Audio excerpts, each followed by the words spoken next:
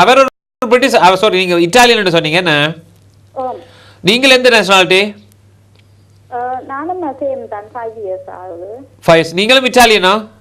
ஆமாம். ஓ, உங்களுக்கு நீங்கள் வேலை செய்யாட்டி உங்களோட ஓன் ரைட்டில் அப்ளை பண்ண முடியாது. Okay okay. அவரை வச்சு தான் அப்ளை பண்ணுவோம். நான் சேர்த்து அப்ளை பண்ணுங்க. நான் நினைக்கல அவ்வளோ பெரிய பாதகமாக வரும்னு நான் நினைக்கல.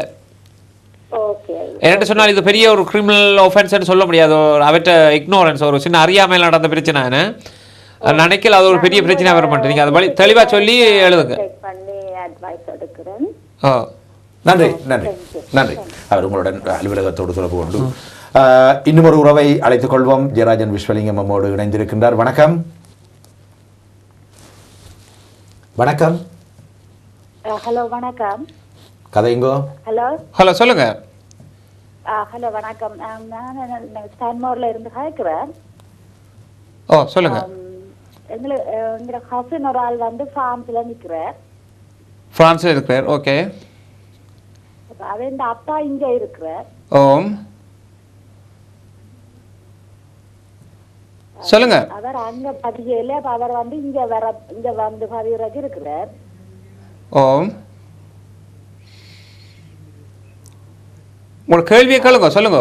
அவர் வந்த 2 தரம் இங்க வந்து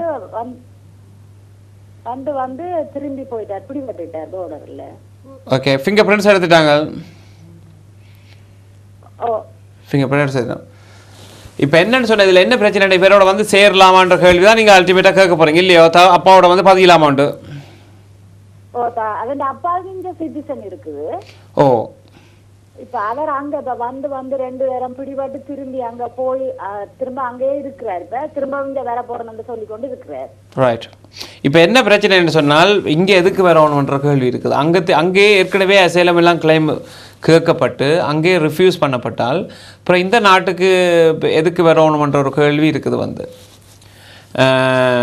அவர் வந்து ஒரு அடல்ட்டாக இருக்கும்போதே ஓவைட்டீனாக இருக்கும் வந்து, அப்போ இந்த நாட்டுக்கு சும்மா காரணமெல்லாம் வர முடியாது.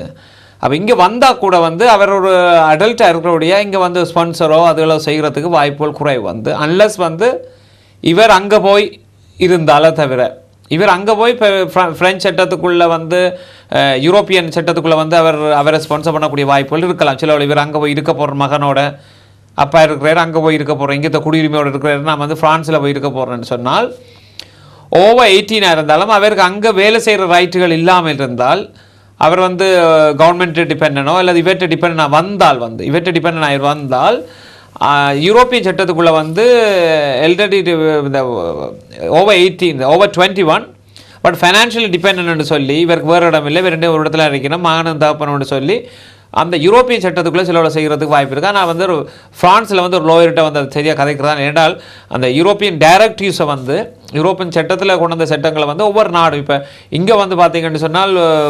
23rd of June I think 30th of June 2006 பிறகு யூரோப்பியன் எக்கனாமிக்கல் ரெகுலேஷன் வந்தது. அதே மாதிரி ஃப்ரான்ஸ்லேயும் வந்து லோக்கல் சட்டங்கள் உருவாக்கப்பட்டிருக்கலாம். அப்போ அங்கத்து லோயர்ஸை கேட்டிங்கன்னா தான் வந்து இந்த டைரக்டிவ் வந்து free movement of persons and goods அதுக்கு அட்வைஸ் பண்ணுவாங்க. சிலவள அங்கே இருந்து கொண்டு இந்த அப்பா வந்து மகனை ஸ்பான்சர் பண்ணுறது வாய்ப்புகள் இருக்கலாம். இங்கே வந்தால் மோர் டிஃபிகல்ட்டாக இருக்கலாம்னு நினைக்கிறேன் நான். 2 பேரும் சேர்ந்து இருக்க விரும்பினால் வந்து அந்த நாளில் போய் இருக்க போகிறோன்னு விரும்பினால் ஸ்பான்சர் பண்ணுறது வாய்ப்பு இருக்குது. நல்லது சகோதரி. அவர் சிறிய இடைவெளிக்கு சென்று மீண்டும் திரும்ப இருக்கின்றோம். இங்கே சட்டம் சம்பந்தமான ஆலோசனைகளை எமக்காக வழங்கிக் கொண்டிருக்கும் ஜே விஸ்வா சொலிசிட்டர்ஸ் ஹெய்ஸ் என்ற முன்னணி சட்ட நிறுவனத்தினுடைய முன்னணி சட்டவாளர் திரு ஜெயராஜன் விஸ்வலிங்கம் நம்மோடு இணைந்திருக்கின்றார். நிறைவான பாகத்தில் நீங்களும் உங்களுக்கு தேவையான இவ்வகையான ஆலோசனைகளை, இதுவெல்லாம் நல்ல சட்ட நுணுக்கத்தோடு நீங்கள் பெற்றுக்கொள்ளக்கூடிய ஆலோசனைகள். எனவே தேவையற்ற விதத்தில் நாங்கள் விரயம் செய்யாமல் நேரத்தையும் பணத்தையும் இவ்வகையான ஆலோசனைகளை பெற்று அந்த ஆலோசனைகளின் மூலம் எங்களுடைய நடவடிக்கைகளை மேற்கொள்ளுதல் ஒரு உகந்த விடயமாக நாங்கள் பார்க்கின்றோம். இணைந்திருங்கள் ஆலோசனை நேரம் நிகழ்ச்சியின் ஊடாக.